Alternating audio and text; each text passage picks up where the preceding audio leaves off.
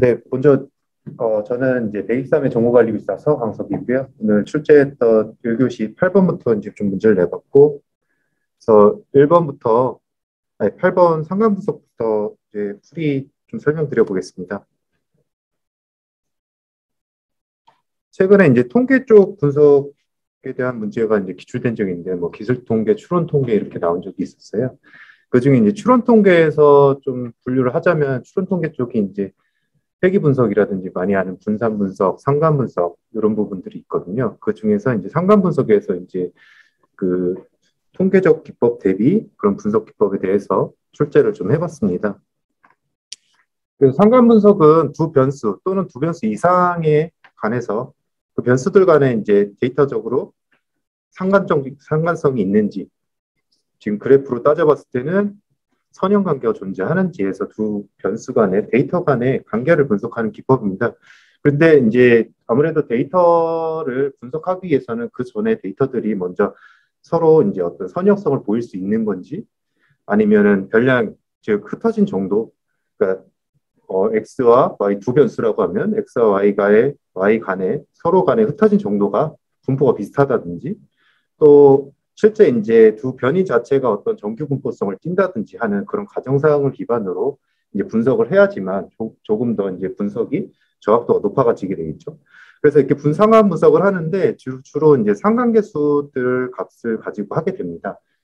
그전에는 이제 공분산 가지고도 했었는데 그거보다는 이제 상관계수가 어떤 수치적으로 조금 더 그 값들이 나오기 때문에 그 값을 하게 되고 그러다 보니까 이제 마이너스부터 1부터 1까지의 형태로 해서 양의 상관관계, 음의 상관관계 또는 0, 상관관계 없음 이런 형태로 세 가지로 좀 주로 분류를 하게 됩니다. 그래서 왼쪽에 이제 개념의 그림처럼 이게 마이너스 1에서 마이너스 5까지는 약간 네거티브적으로 상관 정도가 있는 음의 상관이 있지만은 마이너스 1로 갈수록 좀 더 강한 음의 상관관계 그리고 0에 가까워질수록 위크, 약한 상관관계. 그 다음에 이제 양으로 가면 포지티브한 콜리레이션이 이제 발생하게 되는 거죠. 그래서 두 변수의 인과관의 상관 정도를 분석하게 되고요. 주로 이제 공분산에서 서로 변수 x, y가 흩어진 정도를 계산을 하는 게 이제 공분산이 될 텐데 그 공분산을 좀 표준화해서 객관화한 측정 지표가 이제 상관계수가 되겠습니다.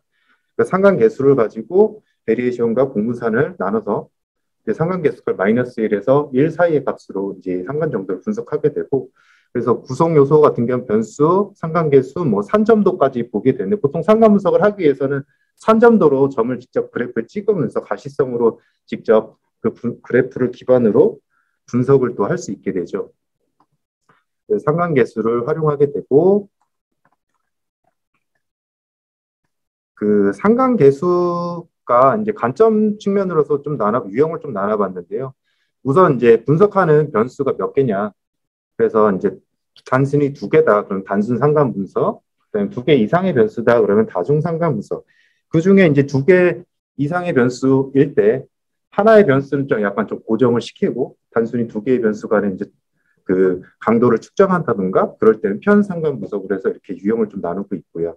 그다음에 이제 이 상관계수를 어떤 척도, 어떤 데이터 유형의 척도냐에 따라서 피어슨 상관계수를 쓸지 아니면 스피어미나 켄달의 상관계수를 쓸지를 정하게 됩니다. 이제 피어슨 상관계수 같은 경우는 간격, 비율, 그래서 예를 들어 뭐 10, 20, 30 이렇게 떨어지는 데이터라든지 비율적으로 10%, 20% 이런 식으로 떨어지는 것들 그런 것들은 이제 피어슨 상관계수를 가지고 모수를 이제 검증할 수 있게 되는 거고요. 스피어맨이나 켄달 같은 경우는 서열입니다. 1, 2, 3, 4 랭킹처럼 이렇게 되어지는 그 척도값을 가지고 상관계수를 측정하는 거고요. 스피어맨 같은 경우는 스피어맨보다 켄달 같은 경우는 이제 데이터가 좀 적을 경우 이럴 때 많이 사용하게 되고요. 이렇게 이제 스피어맨 상관계수라든가 피어슨 상관계수를 가지고 그 계수를 나타내고 측정하고 측정값을 나타내고 p-밸류로 또 검증을 하게 됩니다. 그래서 이 나온 계수값이 유효한지 유의성을 좀 검증을 해서 그걸 가지고 이제 상관 분석을 진행하게 됩니다.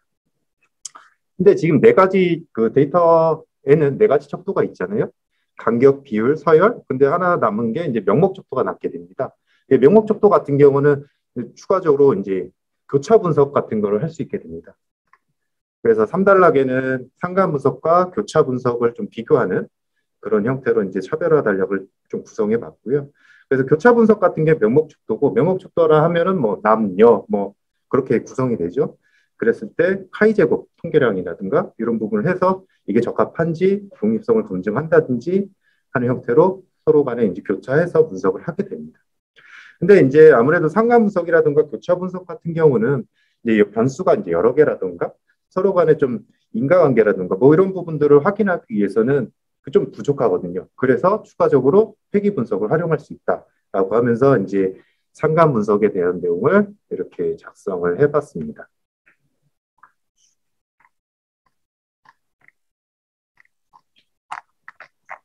그다음에 그 9번 문제는 그 SRP, 솔리드 중에 단일 책임의 원칙을 지금 문제를 내봤고요.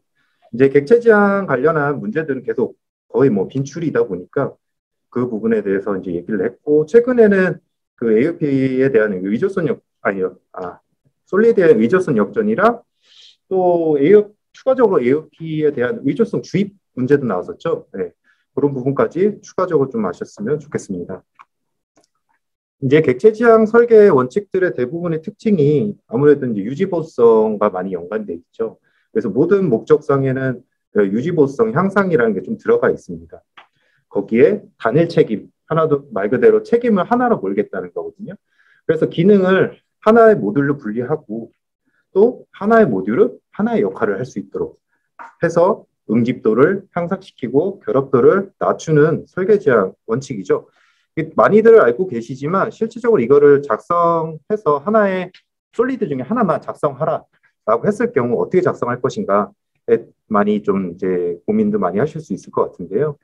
그래서 저 같은 경우는 지금 단일 책임 원칙이 적용이 되어야 하는 그런 예시를 좀 나타내 봤고요. 그래서 예시를 만들고 현재 쇼핑이라는 클래스에는 회원 관리와 상품 관리의 기능이 모두 다 들어가 있다. 그렇기 때문에 예를 들어 그 중에 하나인 멤버 관련해서 변경이 발생하면 제품이라든지 이 부분까지 다 영향을 끼칠 수 있다. 동시 수정이 필요할 수 있다. 그래서 분리되어져야 된다라는 얘기로 이제 가달락을 만들었고, 나달락에서는 이제 실제 클래스를 좀 나눴죠. 그래서 이 예시를 작성하실 때 이제 개념적으로 작성하신 분들도 좀 계셨지만, 좀 그래도 이제 클래스 다이어그램이라든지 이런 걸 간단히 좀 적용하셔서 좀 보기 좋게 좀 만들어주시면 좋을 것 같아요, 예시로. 그래서 하나 정도는 좀 알고 계시면 좋겠고, 그 단일 책임 원칙 적용해서 제품은 제품끼리, 멤버는 멤버끼리 좀 나눠봤고, 그래서 이렇게 분리하였고, 그럼으로써 각각의 기능에 책임을 지도록, 그러니까 충실하도록 분리를 해서 이제 나중에 변경 영향을 최소화시켰다라고 이제 사례를 이제 설명을 해주면 되겠죠. 네. 그 다음에 단일 책임의 원칙 설계 시에 이제 그 하나의 기능을 몰아야 되는데요. 그때 어떻게 할 것이냐에 대해서 이제 고려 사항으로 3단락을 좀 만들어 봤어요. 그래서 하나의 객체 다수 책임 발생 시 이렇게 이제 앞전에 이제 예시 같은 경우인데요. 멤버와 뭐 상품에 대한 게 다수 책임이 발생하다 보니까 추출하는 거죠. 그 기능만큼 추출해서 분리하는 작업을 지금 상단의 예시에서는 그 익스트랙트한 클래스 메소드 방식으로 지금 분리를 한 거고요. 근데 만약에 두 개의 객체에 단일 책임이 발생했다. 각각 객체 양쪽에 둘 다 있다거든요. 그랬을 때는 한쪽으로 모으는 거죠.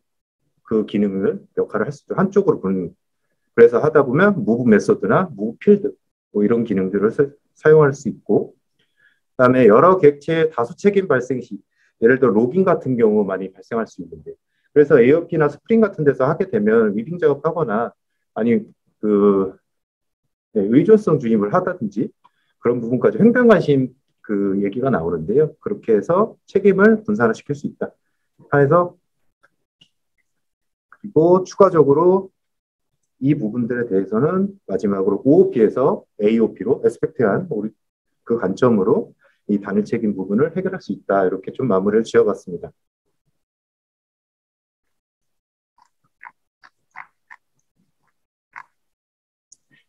그다음에 10번은 그 옛날 그 분리발주 제도에 대해서 최근에 이제 이름이 바뀌었잖아요. 상용 소프트웨어 직접 구매 제도로 이름이 바뀌었고, 기존에 이제 5억이라고 사업비 5억이라는 어떤 조건 자체가 3억으로 좀 같이 좀 내려갔어요.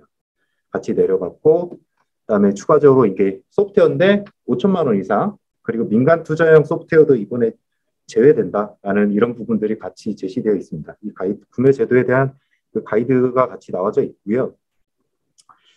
거기서 이제 상용 소프트웨어 직접 구매 제도의 정의는 이 가이드 자체에 이렇게 정의가 되어 있습니다. 그래서 발주기관에서 공공정보와 사업 시 하드웨어, 소프트웨어 구매, 시스템 통합 등의 사업에 상용 소프트웨어만을 별도로 발주, 평가, 선정, 계약하는 방식으로 직접 구매하는 제도다라고 정의가 따로 되어 있습니다. 그래서 정의가 따로 되어져 있기 때문에 한번 보셨으면 좋겠고 정의 부분 한번 읽어보셨으면 좋겠습니다. 그다음에 근거로는 이제 소프트웨어 진흥법이 최근 개정되면서 거기에 대한 54조에 대해 같이 좀 언급이 되어 있으니 이 근거 정도는 54조 같이 좀 외워주시면 좋을 것 같고요. 이렇게 상용 소프트웨어 직접 구매 제도를 함으로써 이제 하도급 구조상의 이제 소프트웨어의 이제 그 비용을 적절하게 치러줄 수 있는가 하는 문제를 해결할 수 있다. 적절한 가격을 쳐줄 수 있겠다. 뭐 이런 기대감을 가지고 이 내용이 좀 있는 걸로 알고 있습니다.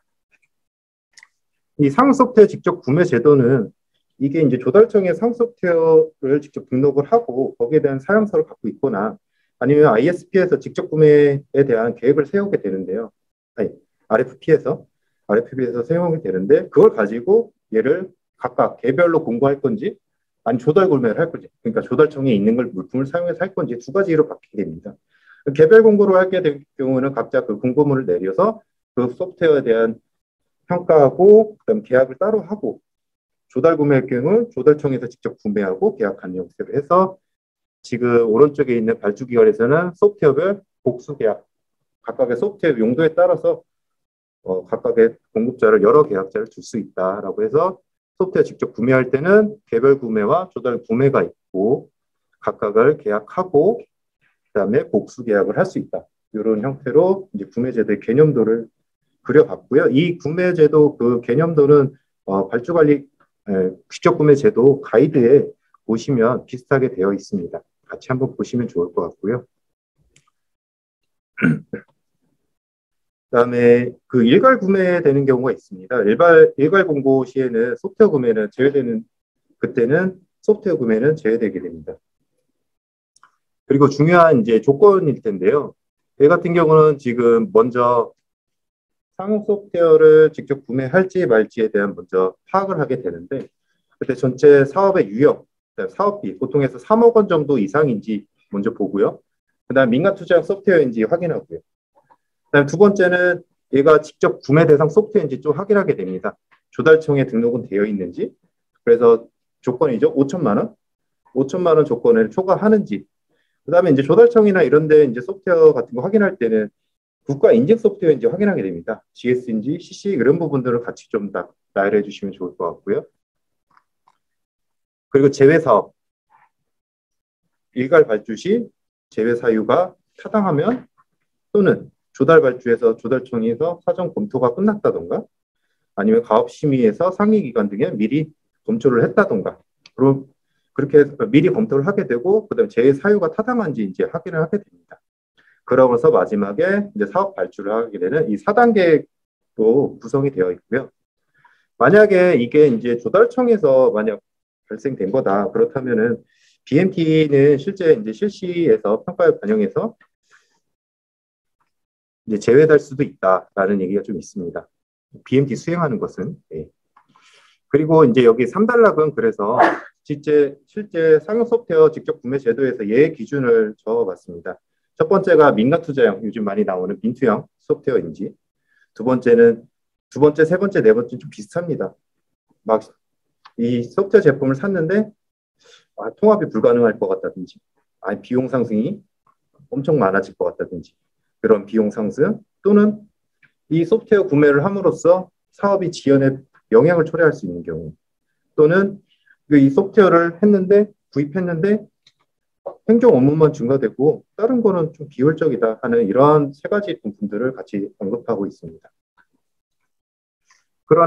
그리고 좀 말씀드렸는데, 이제 조달청 등록 제품 BMT 수행 제외하지만은 사용 소프트웨어 직접 구매를 하게 되면 얘 같은 경우는 이제 BMT 수행을 해야 됩니다. 실시하고 평가를 하게 됩니다.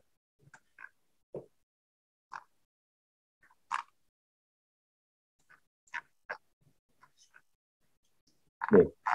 근데 기본적으로 이제 분리발주 제도이기 때문에 분할발주랑 뭐 비교하는 그런 부분도 괜찮을 것 같은데 지금 이제 새로 이제 상용 소프트웨어 직접 구매 제도라는 네이밍으로 가이드 자체가 제도 자체 명이 바뀌었기 때문에 이것에 대해서 조금 더 써주는 게 좀 좋지 않을까 그렇게 예상이 됩니다.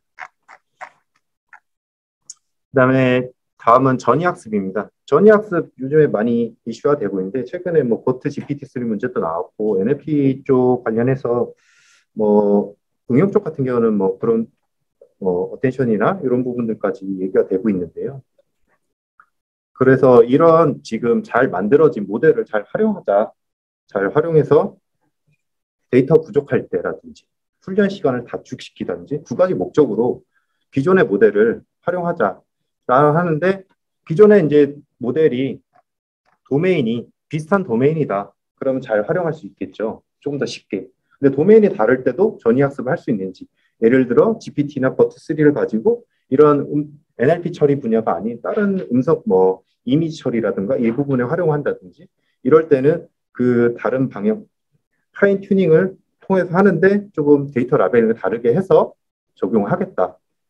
그래서 이제 두 가지 목적이 있는 거죠. 인덕티브와 트랜스덕티브가 있는데 인덕티브 같은 경우는 도메인이 비슷한 경우가 얘기가 됩니다. 그래서 뭐 음성 처리다 그러면 음성인데 뭐 한국어 처리 아니면 영어 처리 뭐 이런 부분에 비슷한 부분이 있다. 근데 트랜스덕티브는 좀 다른 분야죠. 분야 도메인이 다를 경우에는 트랜스덕티브가 추론이라는 뜻이잖아요. 그래서 예측을 하는 거죠.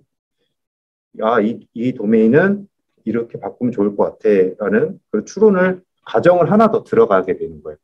도메인 어댑션이라는 거는 다른 도메인 간의 유사성을 좀 만들어내는 거예요. 차원을 좀 달리하든지 아니 도메인의 다이버전스라고 했는데 그래서 이런 분포 값들을 좀 비슷하게 만든 다음에 그걸 가지고 활용하는 게 트랜스덕티브한 유형들이 되겠습니다.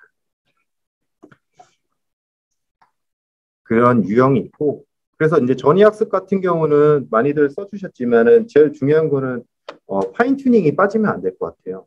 각각의 이제 개념도나 항목에는 파인 튜닝이라는 단어를 꼭 넣어주셨으면 좋겠고 모델 넘기든지 뭐 레이어를 넘기든지 간에 이제 어떤 논리지에 대한 트랜스퍼가 됐다. 단순히 그냥 전이보다는 논리지라는 단어도 같이 넣어주시면 좋지 않을까 좀 생각이 돼요.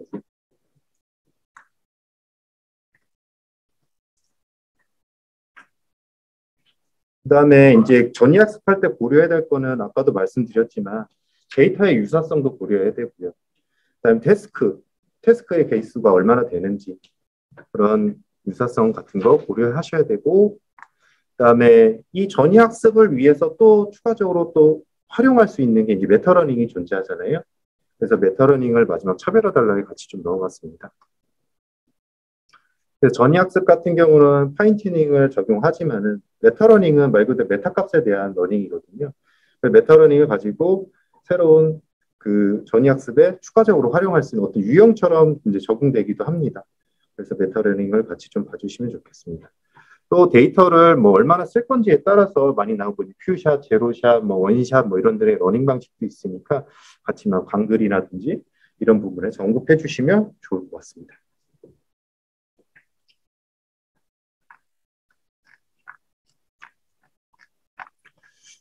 그다음에 12번 UAM인데요. 최근에 김포공항인가에서 이제 실증을 한번 했다고 합니다. 그래서 UAM에서 KUAM이라고 이제 운용 개념서라든지 기술 로드맵도 나왔고요. 2025년 이제 초기 단계로 이제 상용화하겠다라는 목표로 나오고 있고 글로벌적으로도 많이 지금 R&D적으로 많이 그 구축하고 활용하고 기술 개발하려고 노력하고 있다고 합니다. 그래서 UAM에 대해서 또 나올 수 있지 않을까? 왜냐하면 최근에 드론 문제가 나왔었거든요. 드론에 이어서 또 나올 수도 있지 않을까라는 생각에 이제 UAM 문제를 취재해봤고 UAM의 특징은 저는 한 4개 정도 좀 뽑아보고 싶은데요. 우선 이거는 전기로 움직이는 동력체다 해서 전동체라는 부분하고 그다음에 자율 운행한다는 거에서 자율 운행 그다음에 저소음이 또 들어가거든요. 이게 도심 내에서 활용하기 때문에 소음이 헬리콥터처럼 소음이나 진동이 너무 크면 안 돼요. 그래서 저소음이라는 특징들이 좀 있습니다. 또한 가장 중요한 eVTOL이라는 수직 이착륙이거든요.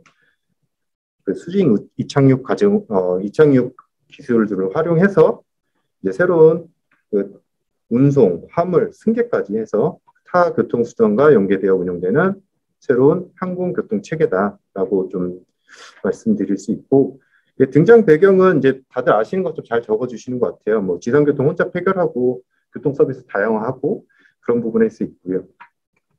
그다음에 이제 UAM의 이제 자율주행이라든지 이런 거의 정확도라든가 신뢰성을 높이기 위해서는 아무래도 그 저궤도 위성이라든지 위성을 한 GNSS라든지 SBAS 이런 부분들을 활용하고, 최근에 나오는 자율주행 차도 그렇지만은 하이 디피니션 맵 같은 거, 고정률 지도 같은 거 그런 것도 같이 연동돼서 좀 써주시면 좋을 것 같아요. 지금 이 구성도는 KUM에서 나왔던 개념도를 좀 그려간 거고요. 그래서 사용자가 이제 이용자가 되겠죠. 이용자가 이제 버디포트라는 승차장에서 이제 탑승을 하게 됩니다. 이 버디포트에는 이제 UAM이라는 기체가 각각 대기하고 있으면서 이제 전기 동체이기 때문에 전기 충전을 한다던가, MRO라는 거는 리페어하는 서비스입니다. 그거에 대해서 고치고 정비하고 그런 걸 하게 되고, 그걸 가지고 실제 운송 사업자들이 UAM을 이제 관리하게 되고요. 저희 이제 버스 보면 무슨 역에 하는 것처럼 그렇게 운송 사업자들이 나눠져 있고, 거기에 대한 PSU들이 있습니다. 교통관리 공급자들인데 이 교통관리 공급자들이 직접 교통을 관리를 하게 되는 거죠. 그래서 UAM의 운항 계획이라든지 저기 가면 안 되고 저기엔 뭐가 있어 이런 알림을 알려주고 그런 운영 계획을 나타내게 되고, 그다음에 정부 측에서는 이 공역은 들어가면 된다 안 된다, 아니 이 시점에 가면 안 된다, 뭐 예를 들어 뭐가 탈취됐다던가 그런 공공 치안 쪽이라던가 이런 부분들을 PSU한테 알려주게 되고요. 그래서 이제 UAM이 자동으로 출발지에서 도착지까지 갈 수 있도록 하겠다가 이제 UAM이 되겠습니다. 그래서 이제 UAM의 그 특성을 좀 필요 기술이라고 했는데, UAM의 특성을 좀 나타내 보면 이제 하드웨어 측면에서는 전기, 친환경이라는 부분 경량화했고, 또 고강도의 기술, 고강도의 이제 제품 프레임 같은 거를 활용했다라는 게 좀 들어갈 수가 있고요. 소프트웨어 측면에서는 이제 자율주행이 이제 빠질 수 없을 것 같고요. 그다음에 어반 에어 트래픽 UATM이라고 나타내기도 하는데, 이러한 교통관리 시스템이 추가적으로 있어서 중앙에서 이제 관제도 해야 되고요. 그다음에 인프라나 서비스 측면에서는 버디포트가 구축이 돼야 되는데, 이거를 도심 내에서 구축하기가 쉽지 않기 때문에 그 상단의 그 도심 건물 위에다가 이제 버디포트를 구축해야 되는 필요성이 있습니다. 그래서 거기에 대한 구축 기술들, 그다음에 또 이제 UAM만 이제 하는 게 아니라 모빌리티 에이저 서비스처럼 타 교통수단, 버스라든지 지하철이라든지 그것과 같이 연계돼서 할 수 있는 연계 시스템까지. 그래서 이제 주요 요소들을 이렇게 적어봤고요. 그다음에 추가적으로 이제 KUM에 대해서 현재 로드맵 나온 게 있어서 말씀 나온 게 있는데요. 2025년 된 초기 단계라고 해서 우선 일부 노선 상용화 이런 목적으로 나게 되고, 성장기 측에서는 도심 중점으로 가게 되고, 성숙기에서는 이제 어떤 이용 보편화, 이제 UAM이 보편화돼서 자율비행이 되는 그런 형태로 가게 됩니다. 또한 이게 아무래도 드론이나 UAM 같은 경우는 항공 지상위에서 떠다니기 때문에 운항 기준이라는 게 있습니다. 이게 이제 한국형 운항 기준이 따로 UAM을 위해서 존재해야 되고, 그다음에 지역별 또 운항 기준도 또 있어야 되기 때문에 이 부분에 대해서 구체화를 해야 정확하게 UAM의 실용 단계가 더 빨리 도입되지 않을까라고 이렇게 마무리 간거를 좀 적어봤습니다.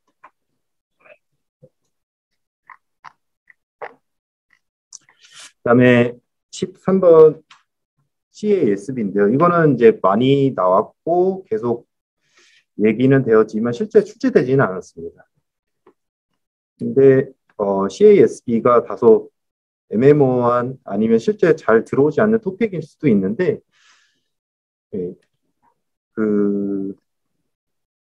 CASB는 그 그림처럼 고객, 그러니까 유저 또는 사용자하고 클라우드 쪽하고의 사이에서 보안을 강화하는 기술입니다.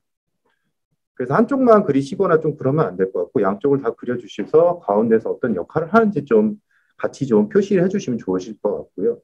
지금 기본적으로 한 4개, 5개 정도의 기능이 있습니다. 가시성 확보한다면서 이제 섀도우 IT라고 하죠.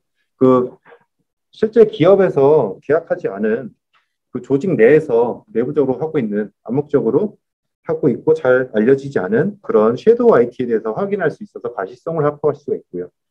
로깅이나 감사를 통해서 데이터 간의 감사를 통해서 컴플라이언스 이슈를 준수하는지 확인할 수 있고 데이터 보안이 들어갑니다. 데이터 시큐리티에서 암호화라든지 이런 것도 들어가고요. 위협이 있으면 거기에 대한 보호 같은 항목들이 같이 있습니다. 그래서 이런 기능들이 있으니까 이 부분 같이 좀 아시면 좋겠고 그래서 다시 한번 말씀드리면 접근을 통제할 수 있는 것 접근을 통제해서 데이터를 보호하는 거죠. 그리고 이상 탐지 로깅 감사를 통해서 컴플라이언스 같은 걸 해결하고 이러한 보안 기술입니다. 클라우드 보안 기술입니다. 그래서 이제 제가 오타를 좀 했네요. UML CASB입니다. CASB 같은 경우는 이제 클라우드 서비스에 대한 검색 또 위험을 평가하던가 할 수 있습니다. 이게 어떤 가시성 측면에서 이제 할 수 있고요. 그래서 섀도우 IT 같은 거 나타낼 수 있고 또는 앱의 어떤 위험을 그 디바이스 측면에서 위험을 정량화해서 좀 표시할 수가 있고요. 규제 측면에서는 이제 컴플라이언스 같은 거 개인정보 보호, 로깅 감사 부분을 할 수 있고 위협도 대응하게 됩니다. 중간에 누가 계정을 탈취했는지 세션을 하이제킹했는지 이런 루틴에 대해서는 사전 발생 검증을 발생을 방지하기 위해서 그런 기술들이 있고요. 이상 탐지에서 상태 전이 또는 트래픽 파 뭐 이런 부분을 통해서 이제 이상을 탐지하게 되고 그다음에 데이터 시큐리티 부분에서는 이제 데이터 손실을 방지해야 되니까 DLP 솔루션이라든지 암호화 접근 통제 같은 거는 같이 좀 각각 적어주시면 좋겠습니다. 그래서 단순히 이제 접근 통제라든가 암호화까지는 많은 분들이 적어주셨는데 추가적으로 이제 컴플라이언스라든가 어떤 데이터 가시성이라든가 이런 부분까지 같이 좀 적어주시면 좋을 것 같아요. 그리고 추가적으로 CASB의 유형을 좀 나열해 봤는데요. 에이전트 유형이냐, 아니면 프리베이트, 퍼블릭이냐, 아니면 API 유형이냐 이렇게 나눠봤고요. 그래서 에이전트 같은 경우는 말 그대로 이용자 단말레에다가 에이전트를 설치해서 이 CASB에 대한 그 감시를 하게 되는 거고, 프리베이트과 퍼블릭 같은 경우는 직접 그 클라우드 조직 내에다가 설치를 하게 되고, API도 똑같이 그렇게 하게 되죠. 클라우드 서비스 내에 API를 통해서 이제 접근 처리할 수 있도록 이렇게 해서 이제 CASB를 적용해서 이제 클라우드 사용에 대한 보안을 강화하겠다는데 최근에 이제 CASB뿐이 아니라 클라우드 네이티브 이슈가 계속 나오잖아요. 그래서 거기에 대한 그 CNA PP라 해서 프로텍트 플랫폼이라 해서 그것까지 이제 연관해서 같이 좀 확인해 주시면 좋을 것 같아요. CASB뿐만 아니라 뭐 CWPP라든지 CSPM이라든지 이런 부분 같이 있으니까 클라우드 네이티브에 대한 보안을 강화할 수 있는 여러 솔루션들을 적용할 수 있으니까 그 부분까지 같이 좀 적어주시면 언급해 주시면 좋을 것 같아요. 근데 혹시 CWPP랑 CASB가 그냥 보니까 이거는 접근 통제 쪽으로 되어 있고 네. CWPP는 좀 통합으로 되어 있는데 네. 이렇게 접근을 하면 안 되는 거예요? 약간 서로 겹친 부분은 없지 않아 있는데 CWPP는 말 그대로 워크로드 즉 아스 측면으로 보호하겠다는 거거든요. 지금 컨테이너라든가 고철 머신 그 측면으로 지금 클라우드에서 운영하고 있는데 그 워크로드 측면에서의 그 보안을 강화하겠다는 게 CWPP가 되고 또 하나가 이제 CSPM 같은 게 있어요. 그거는 형상에 대한 그 관리를 하게 되고 그러니까 클라우드 내부의 어떤 내부는 말 그대로 CWPP를 좀 강화하고 그 외적 형상 측면에서는 CSPM을 하고 외부 측면과 연결고리에서는 CASB를 좀 활용하는 그런 형태로 많이 좀 얘기가 되고 있어요.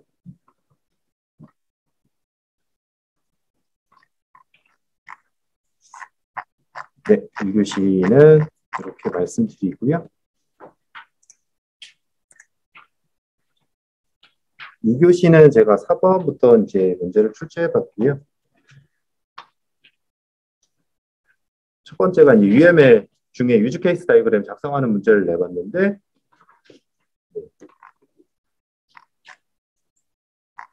유즈 케이스 다이어그램은 이제 특징이 있습니다. 제일 중요한 관점은 이건 같아요. 사용자 관점에 표현을 했다가 중요한 관점인 것 같고요. 사용자 관점으로 표현을 하면서 서로 간 의사소통도 되고 개발자랑 서로 간에 이해할 수 있기도 좋고 상호작용 파악도 좋고 해서 이제 UML을 그린다. 그 방식은 유즈 케이스 다이어그램으로 그린다. 네. 그래서 이제 개념도 보시면 왼쪽에 이제 액터와 시스템과 유즈 케이스가 있고 그 사이에 연관관계로 표시됩니다. 구성 항목은 지금 5개, 4개라고 좀 말씀드릴 수가 있는데 액터, 그다음에 시스템, 그다음에 유즈 케이스, 관계. 관계는 4개가 있습니다. 그냥 일반적인 관계는 연관관계라고 나타내 있고요. 그다음에는 포함이나 확장 관계가 있습니다. 포함 관계는 말 그대로 이걸 했을 때 동시 똑같이 또 같이 실행돼야 되는 게 이제 인클루드가 될 테고요. 확장 관계 같은 경우는 좀 옵션적인 실행되는 것을 익스클루드라고 얘기를 하고 있습니다. 일반화 관계 같은 경우는 이제 단순화하거나 추상화하는 그런 형태로 나타내고 있고, 그래서 문제 기술서를 다시 좀 보면 지금 우리는 인터넷을 통해 물품을 판매하는 시스템을 구축하고자 한다라고 되어 있습니다. 그래서 여기서 시스템을 여기서 식별할 수가 있게 되고요. 그래서 물품 판매 시스템을 구축한다. 이게 이제 시스템이 되는 거죠.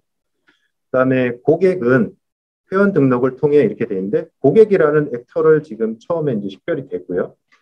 그다음에 회원 등록을 한대요. 이게 하나의 유즈 케이스가 될 수 있을 것 같고요. 네, 본인 정보를 등록한다. 이것도 하나의 유즈 케이스로 유즈 케이스가 될 것 같아요.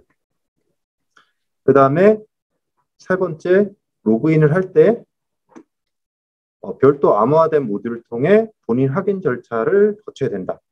본인 확인 절차도 하나의 유즈 케이스가 되는 거고요.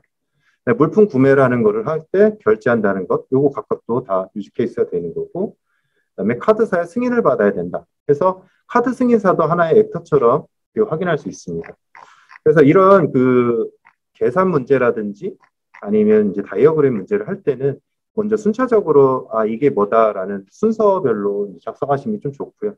제일 먼저 제가 말씀드렸던 시스템을 먼저 식별을 하고 액터를 보게 되면 고객과 카드 승인사와 암호화 모듈 이렇게 액터를 식별하고 그다음에 유즈 케이스를 이제 식별하게 됩니다.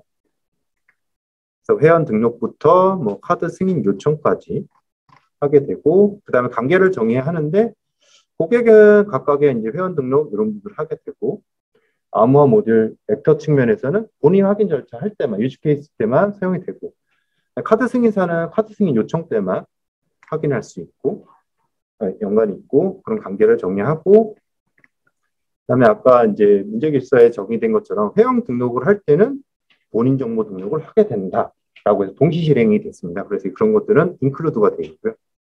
그다음에 로그인과 물품 구매를 할 때는 본인 확인 절차를 거친다라고 했습니다. 이것도 이제 동시 실행이 되겠죠. 그다음에 물품 결제할 때는 신용카드 결제도 되고 포인트 결제도 된다. 이 각각의 옵션으로 나와 있거든요. 이런 거 같은 경우는 익스텐드로 얘기가 되면 될 것 같고요. 그래서 이렇게 관계까지 해서 정리를 하고 마지막에 이 물품 판매 시스템의 전체를 도식화해서 다이어그램을 작성해 주시면 좋을 것 같습니다. 그리고 이제 3단락 추가로 가셔도 좋고 아니면 강글로라도 이 유즈 케이스는 너무 레벨이 추상화되거나 너무 크면 안 되니까 적당한 크기로 작성한다던가 아니면 사용자 관점으로 해야 되기 때문에 너무 시스템 관점으로만 접근하지 않는다던가 이런 부분들을 강글로서 언급해주면 좋을 것 같습니다. 그다음에 5번은 좀 어려운 문제죠. 감리. 이게 이제 발주 관리 가이드하고 감리 수행 가이드가 이제 개정이 됐기 때문에 개정돼서 이제 문제를 내드렸지만 이게 이제 가이드에 이제 정해진 절차라든지 이런 활동들이 정해져 있기 때문에 잘 보시고 들어가셨으면 좋겠습니다. 그다음에 정보 시스템 그 목차 같은 경우는 이제 정보 시스템의 감리의 개요하고 이렇게 도입부를 나타내고 그다음에 각각의 가에서 나온 발주 관리 활동, 그다음에 감리 수행 절차 이렇게 이제 목차를 좀 구성해 봤고요. 정보 시스템의 감리 개념은 제3자 관점이 제일 중요하겠죠. 제3자 관점에서 점검하고 문제점 개선하는 것.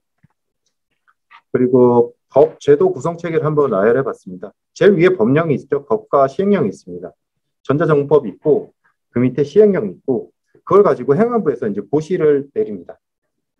고시를 내리고 주로 이제 니아에서는 여기에 대한 가이드를 작성하고 제시하게 되죠. 가이드는 두 개가 있습니다.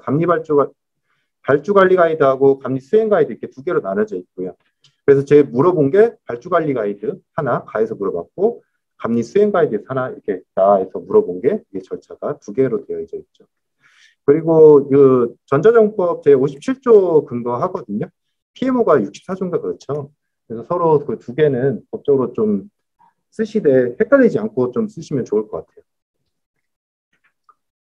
그리고 정보 시스템의 감리 대상은 세 개가 있습니다. 어떤 특성 기준으로 보면 대국민 서비스냐가 좀 있고요. 그다음에 5억 원 이상이냐 사업비 규모로. 세 번째 행정기관 등이 판단했을 때 필요하다라고 하는 경우가 있습니다. 근데 그 중에 사업비 1억 원 미만의 효과가 적을 때는 제외할 수 있다. 이런 부분도 있으니까 같이 세 개, 네 개 정도는 기준으로서 좀 알고 가시면 좋겠어요. 그래서 이제 감리 발주와 관리 단계별 활동은 직접 가이드에 나와 있고요.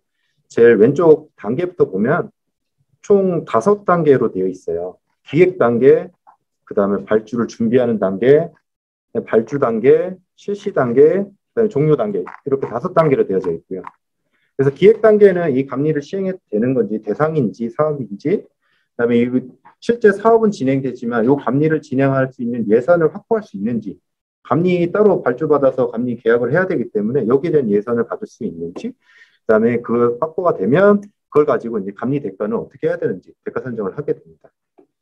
그걸 기획에서 끝나면 이제 발주 준비 단계에서는 이제 감리의 요구사항 부분 언제 할 거고 수행 시기는 언제고 몇 명이나 투입되면 좋겠고 이런 부분을 가지고 기본 계획을 수립하고요. 이걸 가지고 이제 가업 심의를 됩니다. 이거 아무래도 예산을 확보해서 실제 발주 사업 자체가 나가는 거기 때문에 가업 심의회를 구성해서 심의를 받게 됩니다.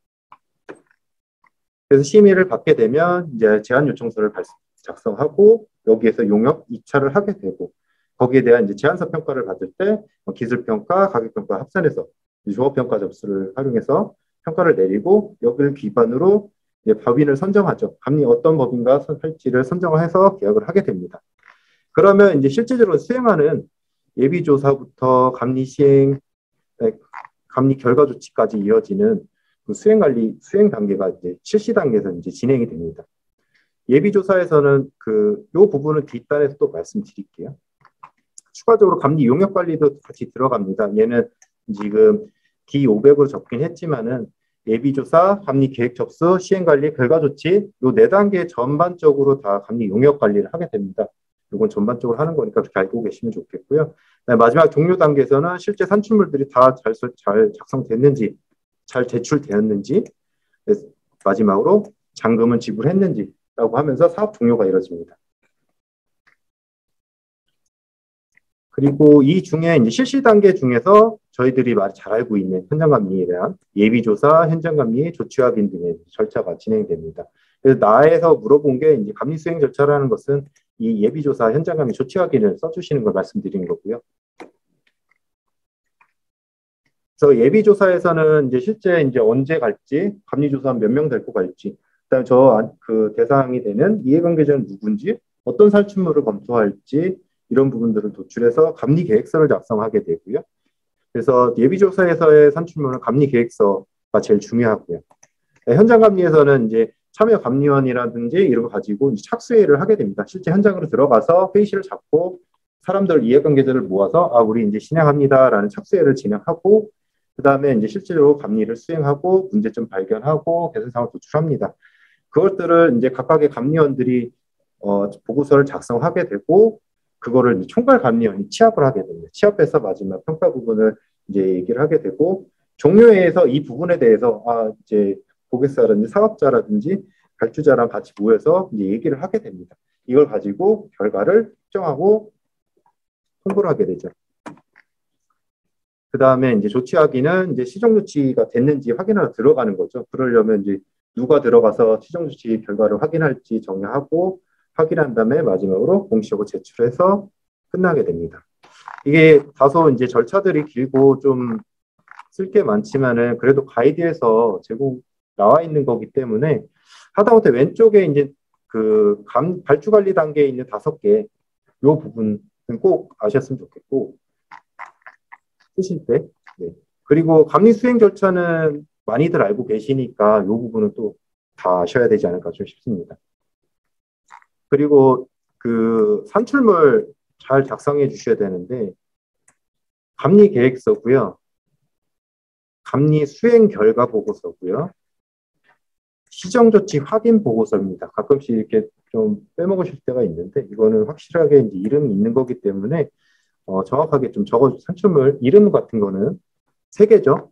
3개는 확실하게 좀 적어주시면 좋겠습니다. 그래서 이 발주 관리하고 이제 수행 가이드가 개정된 게 그 대가 체계가 개편이 됐습니다. 아무래도 이제 공정하게 이제 가압을 명확히 하고 공정한 대가 체계를 해야 된다라고 이제 소프트웨어 산업진흥법이 개정됐잖아요. 거기에 따라서 이제 이것까지 같이 개정이 됐습니다. 그리고 투입 공수 초과해서 이제 발주의 기간에서 투입 공수를 초과하면은 그거는 이제 평가에서 뺀다든지 이런 부분. 그다음에 수행 가이드 측에서는 예전에 이제 공통 절차, 뭐 3단계 절차 이렇게 따로 있었는데 그거를 이제 하나로 묶었고요. 그다음에 상주감리와 PMO에 대한 것도 이제 역할을 명확히 한다. 이런 부분들이 이제 주요 개정 사항이 되겠습니다.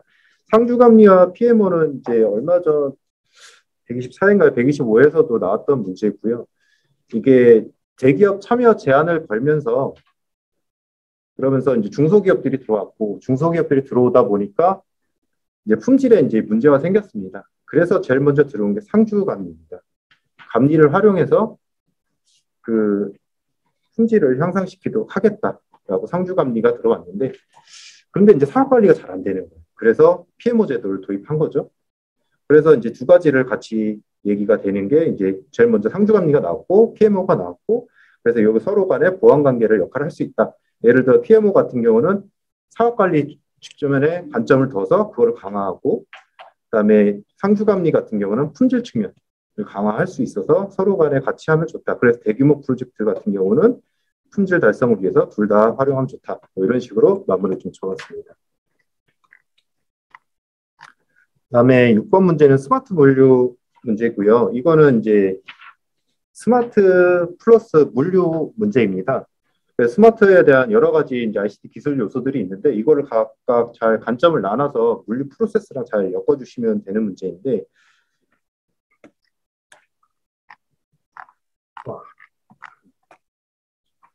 네, 그래서 여기에 대한 그 가에는 스마트 물류에 대한 핵심 기술 요소라고 했는데 여기에는 이제 여러 ICT 기술 아시는 것들 많이 나열하고 좀 구분화해서 좀 작성해 주셨으면 하는 부분이고 나에는 이걸 가지고 실제 물류 프로세스에서 어떻게 활용할 수 있는지를 작성해 주시면 좋겠다라고 해서 이제 2가지로 나눠서 질문을 세부 질문 2가지로 나눴고요.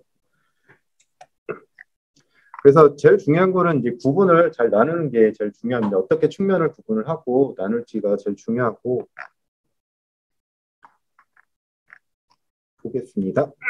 스마트 물류 같은 경우는 지금 물류 프로세스에다가 ICT 기술을 접목해서 운영 효율화, 또 하나가 비용 절감, 그리고 저라면 3가지 하나 더 적자면은 경쟁력 확보인 것 같아요. 최근에 아마존이나 이런 부분들에서 그 비대면 환경에 있어서 라스트마일 배송에 대한 경쟁력이 많이 증가됐지만 저희 나라 많이 빨리 좀 저조하다 약간 그런 뉴스들도 많이 나오고 있거든요.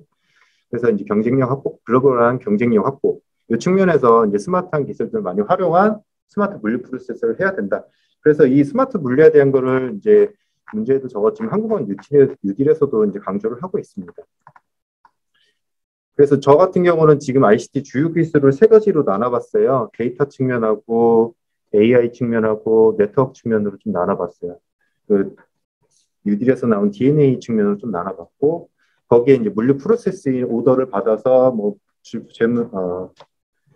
물품을 제작하고 거기에 운송 적재한 다음에 마지막 라스트마일 배달까지 이런 프로세스가 있고 그 2개를 활용해서 물류 배송할 때 어떤 라우팅을 최적화한다든지 지능형적으로 해서 어떤 그 선제적 위험을 빨리빨리 파악해서 대응 체계를 구축한다든지, 예를 들어 선박을 가려고 했는데 저기 태풍이 오고 있어서 그 부분을 피해야 된다든지, 이렇게 다른 그 기능, 그 정보들을 활용해서 지능형적으로 대응한다든지, 아니면 마지막에 로봇이나 로봇 배달이라든지 이런 걸 통해서 라스트마일 배송을 경쟁력을 확보한다든지, 이런 기대 효과를 가지고서 이 스마트 분류를 활용하면 좋겠다라는 것으로 지금 도입부를 좀 작성했고요. 그래서 이제 지금 스마트 분류에 한 핵심 기술 요소를 저는 이제 데이터, 그다음에 네트워크, 인공지능 측면을 나눴고, 데이터 측면에서는 지금 네 가지를 넣어봤어요.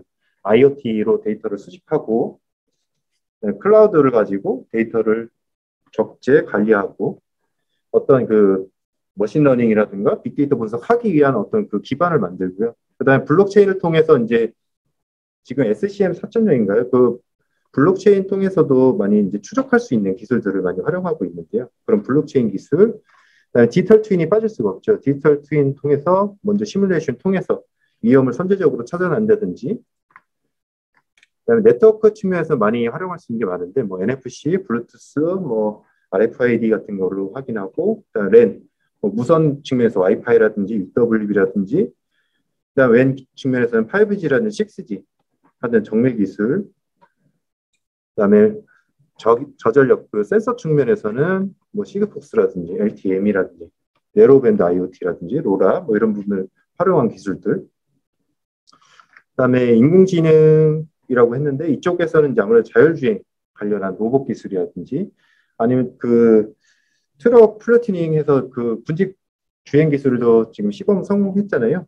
그런 부분들, 또는 딥러닝해서 이제 그 주문에 대한 예측을 한다든지, 또 RPA 통해서 사무자동화 기술을 한다든지, 아니 로봇 자동화를 한다든지, 빅데이터를 가지고 상품 분석을 한다든지, 이런 부분에서 이제 좀 기술들을 각각을 좀 구분해서 좀 나눠봤습니다.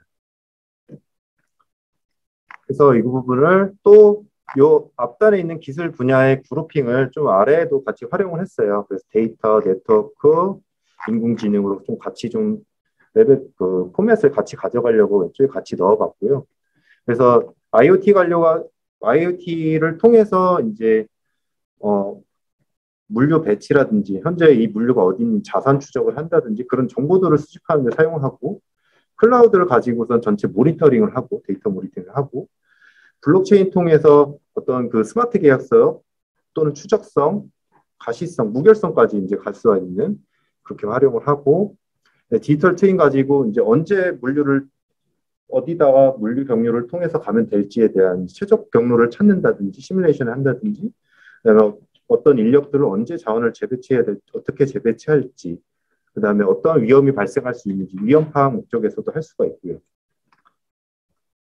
그다음에 네트워크 기반으로는 그 RFID 같은 경우는 실시간적으로 이제 의류, 신발, 아니 컨테이너 내부에 어떤 물품이 적재되어 있는지 그걸 바로바로 체크할 수가 있고, 랜 기반으로는 아무래도 이제 그 창고 내에서 지게체가 움직인다든지 로봇이 움직이든지 그런 무선 기반으로 이제 위치를 추적하고 또는 자율 제어까지 할 수 있는 그런 기반으로 할 수 있고, 5G 같은 경우는 아무래도 저지연 특성이 이제 강하기 때문에 정밀 컨트롤을 하기 위한 뭐 원격에 있는 크레인을 컨트롤한다든지, 또는 디지털 트윈 하면 실시간성이 반영돼야 되는데 그러기 위해서 5G를 활용한다든지,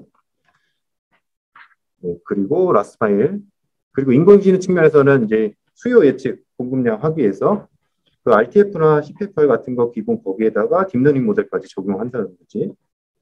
그다음에 영상 기반으로 인공지능으로 뭐 상품이나 창고를 확인하고 위험을 파악한다든지 이런 부분들을 같이 적어주시면 좋을 것 같아요. 그래서 스마트 물류는 스마트 플러스 물류라고 생각됩니다. 그래서 스마트스러운 내용과 그다음에 물류 프로세스 중에 하나, 이게 두 개를 같이 엮어서 작성해 주시면 충분하게 이제 스마트 물류스러운 그 부분이라든지 게 앞에 헤더가 될 수 있으니까요. 그렇게 좀 많이 좀 활용해 주시면 좋을 것 같아요. 그 고려사항 같은 경우는 이제 뭐 국가 물류 통합 정보센터라는 게 있습니다. 이 부분에 대한 거, 아니면은 뭐 지금 나오고 있던 자율주행 로봇이나 드론, 이걸 잘 활용하기 위한 규제 샌드박스 요즘에 계속 얘기가 나오고 있는데, 그런 부분, 그다음에 R&D 해야 된다. 제일 좋은 건 이제 민간 협력 얘기가 계속 나오고 있죠. 그래서 민간 협력도 있고 디지털 뉴딜도 있고, 그래서 이런 부분들 언급할 수 있는 부분들 충분히 언급해 주셔서 간글에다가도 본인의 의견을 마지막에는 본인의 의견을 많이 좀 제시해 주면 좋을 것 같습니다. 그리고 이거는 응용 문제인데요. 지금 메타버스가 문제도 많이 나왔고 주요 기술들도 많이 나왔는데 아직 안 나온 문제가 있다는 보안 쪽 문제하고 윤리적 이슈 문제가 아직 나오지는 않았어요. 그래서 이 부분에 대해서 보안 취약점과 대응 방안에 대해서 이제 문제를 내어봤고, 메타버스는 다들 알고 계시겠지만 예전부터 나왔던 기술이지만 지금 최근에 재부상됐잖아요.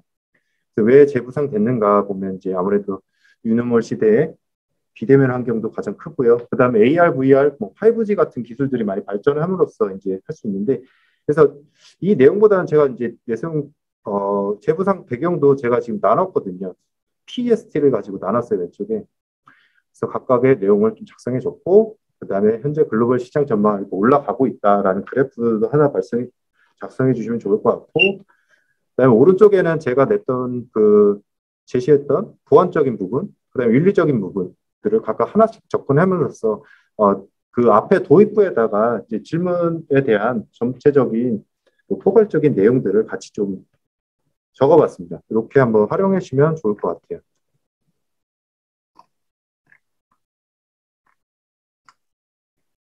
이것도 아니군요. 이게 보안 취약점과 대응 방안 했는데요. 아무래도 보안 취약점은 메타버스는 이거는 데이터 측면이 가장 좀 중요할 것 같아요. 데이터 측면, 그 다음에 현실 데이터가 또 메타버스 내로 가잖아요. 그래서 현실과의 연결 측면, 그 다음에 메타버스 플랫폼 자체의 측면의 위협으로 해서 이제 세 가지를 좀 구분을 해봤고요. 각각에 대해서 이제 뭐 예를 들어 데이터 측면이다 그러면은 개인정보라든지 프라이버시, 지문, 바이오 정보 노출되는 문제가 있고요. 이걸 해결하려면 비식별화 조치를 한다든지 CQSDC 적용한다든지 동형 암호라든지 난독화 뭐 이런 부분들을 하게 되고, 그다음에 VR, AR 뭐 이런 기계 글래스 같은 경우에는 디바이스 자체적인 백신들을 적용한다든지 이런 부분에 대응 방안이 필요하고요. 그다음에 이제 현실 데이터를 이제 메타버스로 가게 될 때 그때 어떻게 위협을 대응할 거냐 해서 구간 암호화라든지 제로 트러스트라든지 각각 기기 자체까지 이제 제로 트러스트 할 수 있는 그런 부분까지 한다든지 아니면은 IPsek이나 SSL 뭐 이런 부분 전송 구간 암호화, 그다음에 이제 홈이기 때문에 최근에 이슈가 됐었죠. 그 스마트홈에 대해서 월패드 문제가 있었는데 그런 것들도 같이 좀 넣어주시면 좋을 것 같아요. IoT 망블리라든지 메터라는 표준도 나왔죠. 그 부분도 활용해서 적어주시면 좋을 것 같고, 메타버스 자체에서는 많은 문제가 발생할 수 있는데 아무래도 컨텐츠 측면이라든지 내부에서 이제 그 코인 얘기도 많이 나오고 있잖아요. NFT도 나오고 있는데 그거에 대한 투명성이라든지 그런 부분에 대한 얘기도 있고, 아바타이기 때문에 이걸 신원 변조를 할 수 있거든요. 다른 사람이 내 아바타인 것처럼 해서 대신 그 신원을 활용해서 새로운 범죄까지 일으킬 수 있는 문제들이 있기 때문에 이런 보안적인 취약점이 있고, 이런 보안적 취약점은 있지만 추가적으로 이제 윤리적 이슈도 발생한다라고 되어 있습니다. 왜냐하면 메타버스라는 게 현실 세계를 가상 세계로 옮기기 때문에 현실 세계에서 발생했던 여러 범죄라든지 그런 인간들이 가지고 있는 특성들이 다 메타버스 내로 옮겨간다는 특성들이 있습니다. 그래서 어떤 아바타 사기, 특히나 사기 같은 거, 아니 집단 따돌림 같은 거, 아이템 고래를 사기적으로 이제 공모한다든지, 그다음에 이제 디바이스나 이런 거 활용할 때는 아이 트래킹인데 뭐 VR을 해킹해서 그걸 가지고 감시를 한다든지, 그다음에 BCI 기반 뭐 개인 정보를 노출한다든지, 그다음에 특히나 문제되고 있는 미성년에 대한 콘텐츠 노출에 대한 어떤 제한이 없다라는 거. 그다음에 운영 환경 측면에서는 메타버스에만 중독되는 메타페인 이런 단어들도 같이 좀 적어주시면 이슈사항에 적어주시면 좋을 것 같습니다. 그래서 이런 이슈사항들과 보안 쪽을 전체적으로 가져가기 위한 거버넌스가 확립이 필요하고, 그러려면은 관리 감독 주체도 강화하고 민간 협력형 협의체도 운영해야 되고 하는 부분으로 마무리를 좀 지어봤습니다.